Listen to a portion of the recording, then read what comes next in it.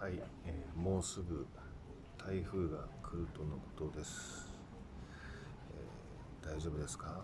アゲハチョウの幼虫さん、飛ばされませんか？こんなとこにいるとあんた鳥に食べられますよ。丸見えですよ、丸見え。いいんですか？もうちょっと葉っぱが入り組んでるところにいた方がいいんじゃないんですか？アゲハの幼虫さん、大丈夫ですか？ほら、もっとなんていうの、中に入り込んじゃえばいいのに、こんなとこじゃあんた目立つでしょうよ。大丈夫？台風来ますよ。